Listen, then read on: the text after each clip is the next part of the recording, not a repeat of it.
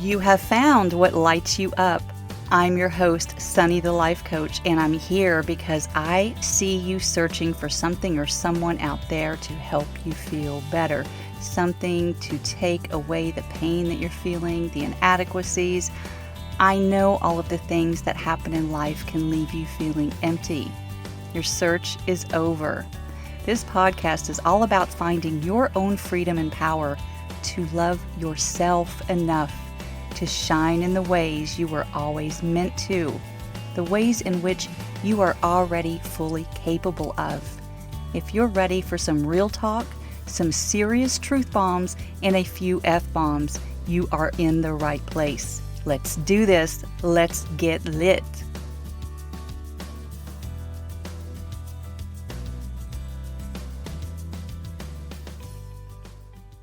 Hey there, and welcome to episode 109. I know I haven't stated the episode number aloud in a long time, and I think it's fun to do every now and then, yes? Well, I think that on the heels of having shared last week that your story is yours to tell, let's get right to the business of sharing my adoption story, shall we? Especially since I was recently told that it isn't my story to tell. I understand and appreciate the perspective, yet I also have my own, and that holds value. Please don't let anyone ever convince you that your story is not relevant. So, where do I start with this? I think I need to provide just a little bit of a backstory before I launch into that particular day. When I was very young, don't worry, I'm not going to spend too much time on this part. It was just me and my mom for a bit. I think I was around 4 years old when my stepdad came into my life. And I'm going to tell you this about him. I have never met a more accepting human in my life. Like, my first memories of him shaving in the bathroom and singing songs like Camptown Races, which, if you look it up, might seem just a little bit racist. But at the time, I was 4. And the year would have been around 1976. My mom's future husband would have already done a couple of tours in Vietnam, and he very likely saw some things, though nothing we ever discussed. What I will say is that he never judged another human being, at least not openly. So when he sang those songs, I understood they came from his natural affinity to connect with other humans and his diversity mindset. Just a part of who he was, period. Anyway, I just thought he was a pretty cool dude. Again, let's just take myself back to being age 4. I was just going with it. Now, by the time I was 10 years old, I had 2 younger sisters, and I was the only member of the family with a different last name. My mom and stepdad talked to me about adoption. They asked me if I wanted to be adopted, to change my name, to have the same name as the rest of the family. Of course, I was all for it in that scenario, because back in that day and time and place that I grew up in, children like me were shunned if they weren't living with their family of origin. I was shunned for having a different last name. Like, I can recall my babysitter pointing out to a friend of hers that I was half. This one's just a half sister. Yeah, those were the words that were used and may still be used, and they are what they are. Everything unfolded exactly the way it was supposed to. I was supposed to experience being viewed as half a person to those around me. I was a hybrid animal at the zoo. And this is the part that I do understand about that adoption group that I've spoken of recently. I get that I shared my story there, my actual story of having been adopted. Many of the members of that group would likely call it coercion and wrong. But I just want you to know that it never felt wrong to me. I wanted to be a part of my own family. I wanted to have the same last name. I wanted to belong. Of course, now I fully realize that legal proceedings do not equate to belonging. Just stay with me, please. Please allow me to share. Please allow me to share my version of our full circle story of becoming adoptive parents, because it was truly, and still remains, an amazing experience beyond anything I could have imagined. And I had been through and survived. Let's make that super clear, because I did almost die 2 ectopic pregnancies. The first was caught early enough that it was a same-day procedure. I was only kept overnight, and then I was sent home to lick my wounds alone. The second one ruptured and was close to fatal, very close. We did try a round of in vitro after that near-death experience. It failed, and I pretty quickly emotionally crashed. In fact, I will never forget the implant process where the doctor stated immediately after the implant, we can always try again. No, that was a negative. Not going to try that again. I'm done. Emotionally, physically, spiritually, I am done. Now, all of this is simply to say where I was at the time. What I finally came to realize was this.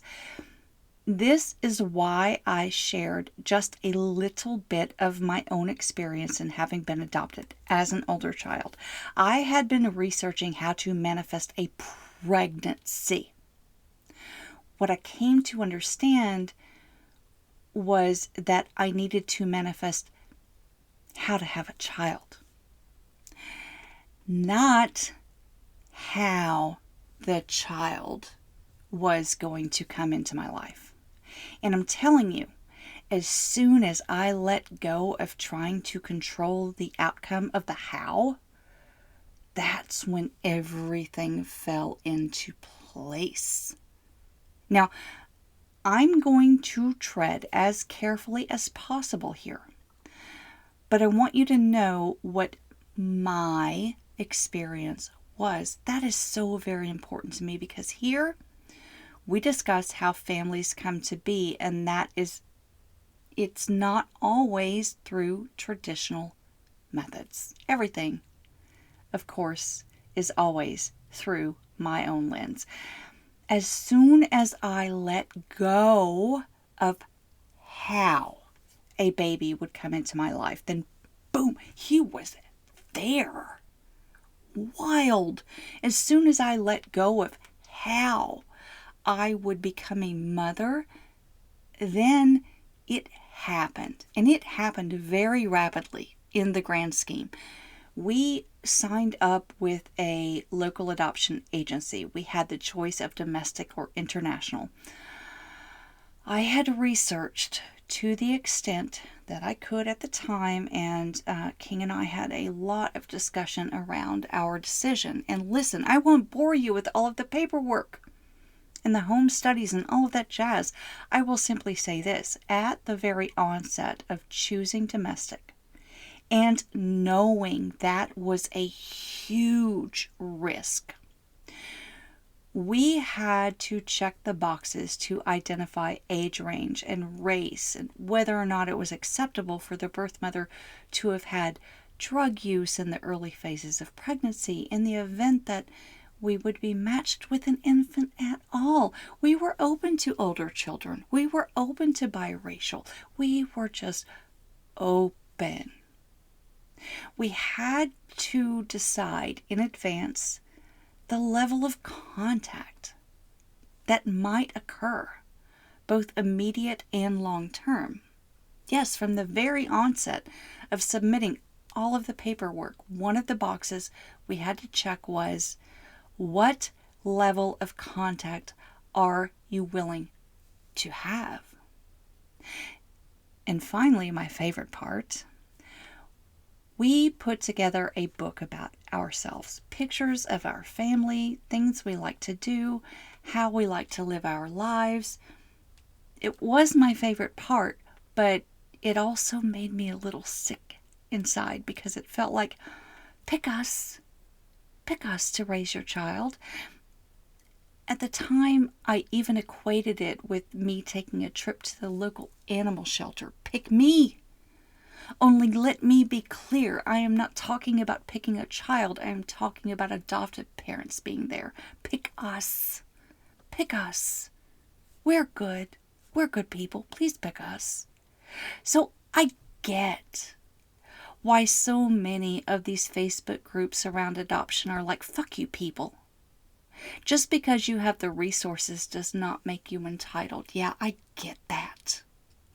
From an industry perspective. And I still want you to hear this story because it's as amazing as it can be, all things considered. Back to the manifestation part, because this is so very important. As soon as I let go of the how, all of the pieces fell into place. I no longer envisioned myself being pregnant. I just envisioned holding a baby. I pictured what it would be like to nap with a baby, how it would feel to hold a baby in my arms, what that felt like. I thought about what daily life would look like, though. Little did I know. I imagined what it would be like to be a mom. And I felt all of the feelings in my depths, in my very being. Maybe for the first time ever, it had become so far out of reach for me by that time. It was a very beautiful September day when we met a young couple at a local restaurant facilitated by an agency director at the time.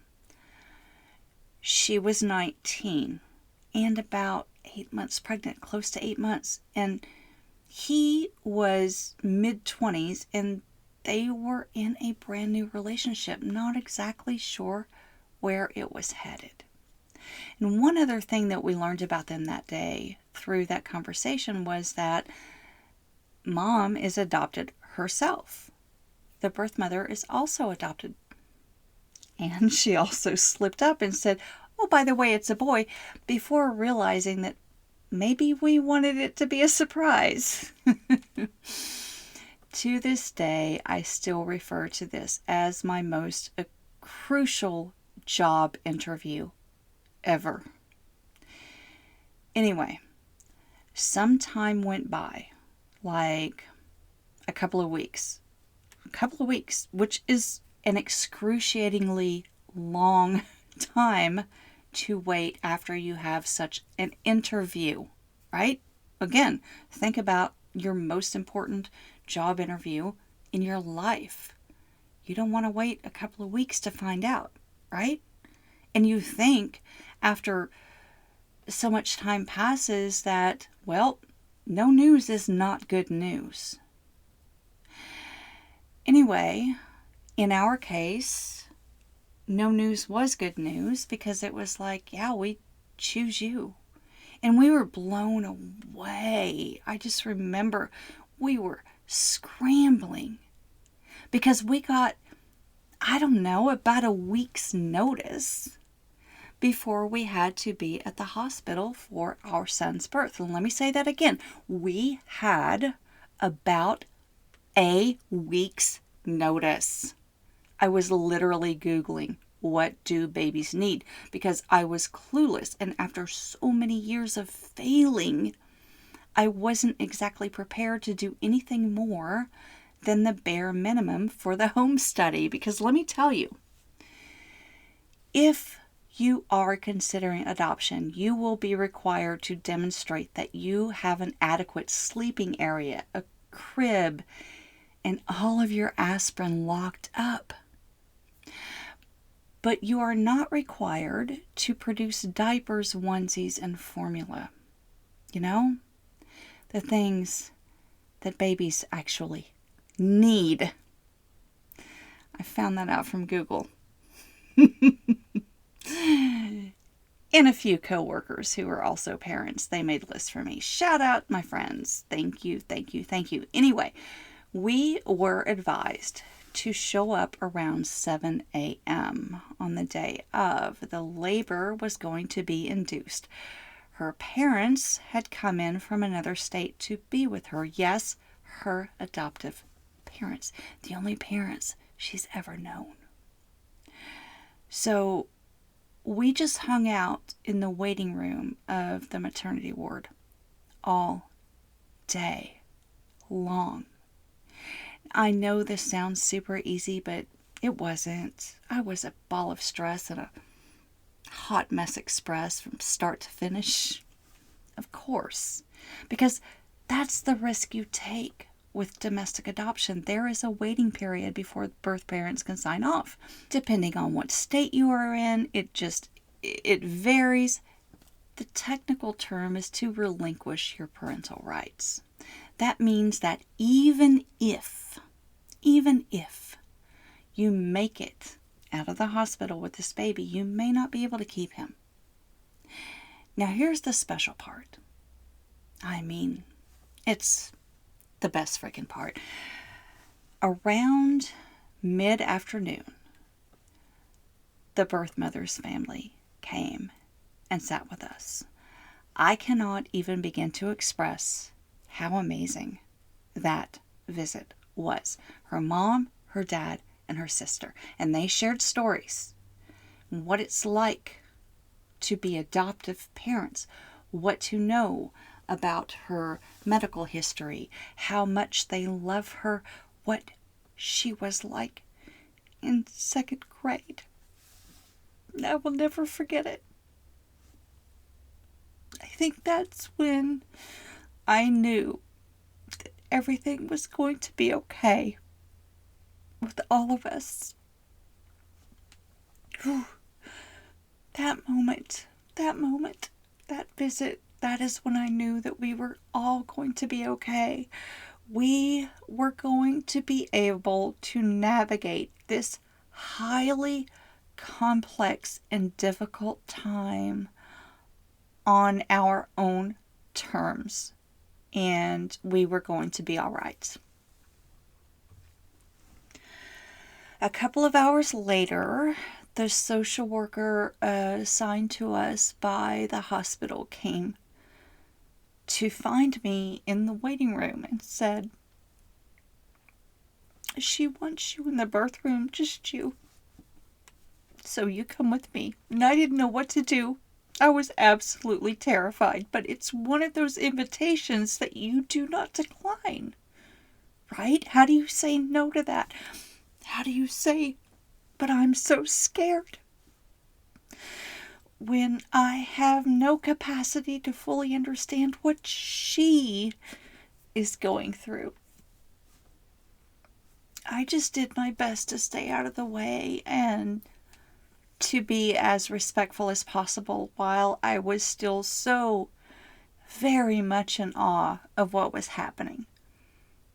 I did actually cut his umbilical cord. That was just wild.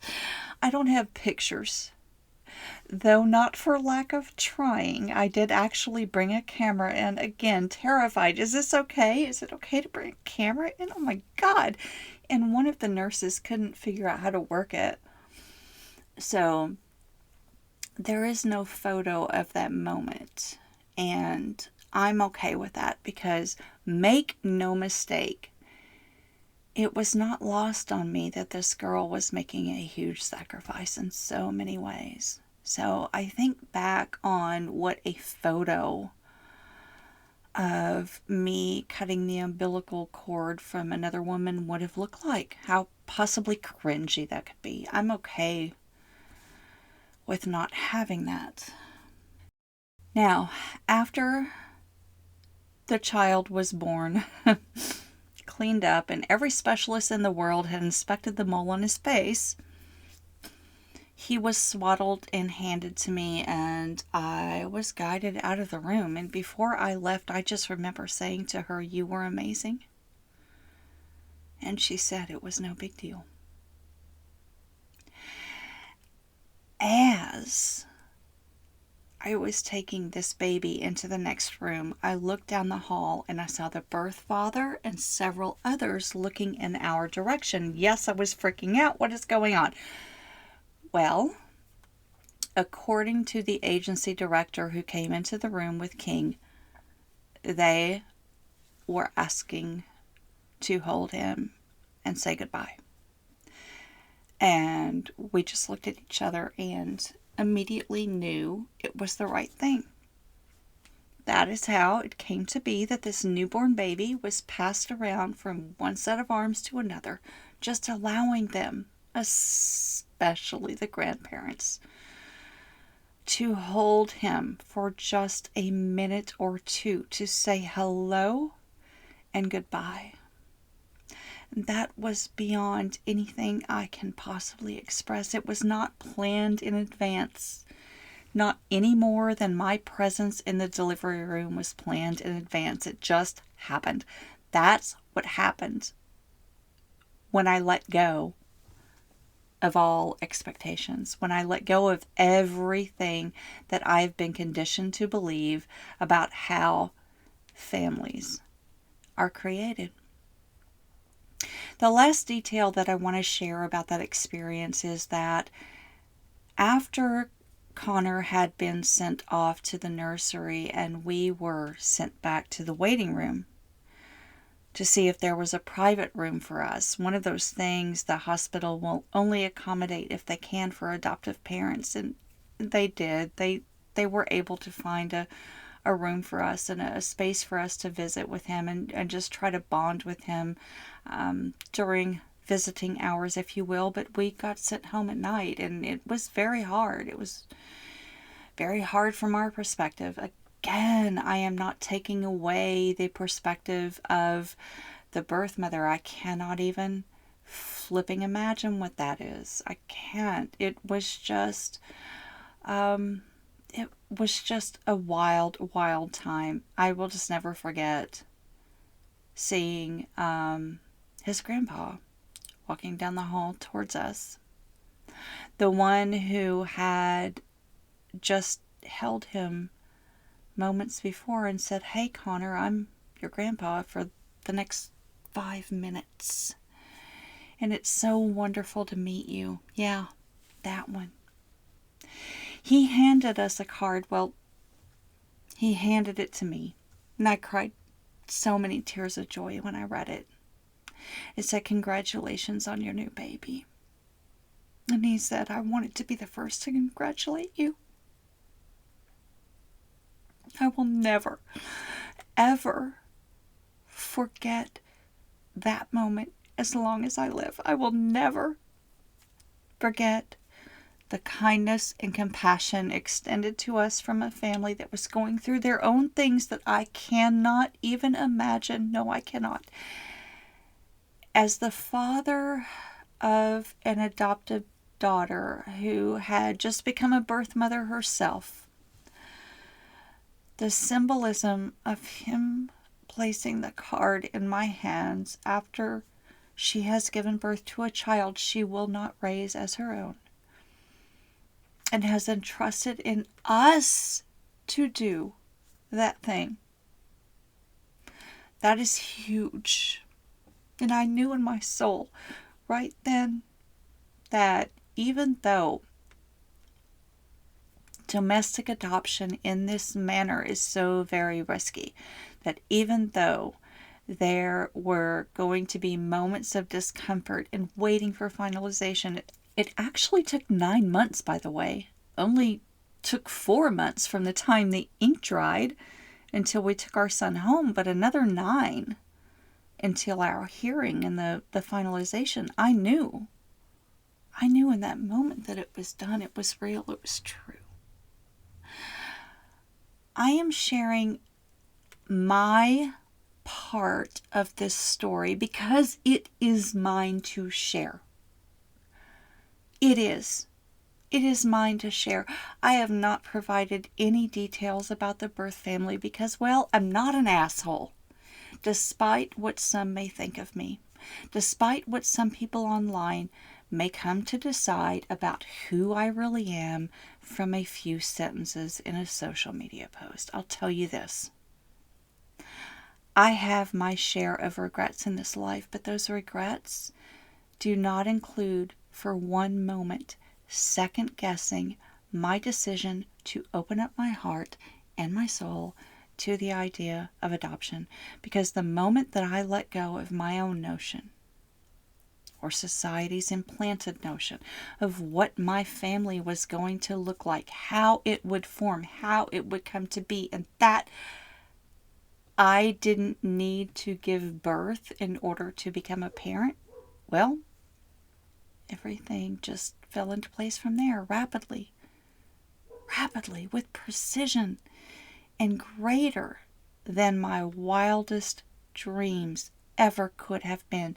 Do I understand that my experience is not the same as Connor's birth mother's experience? Abso-fucking-lutely.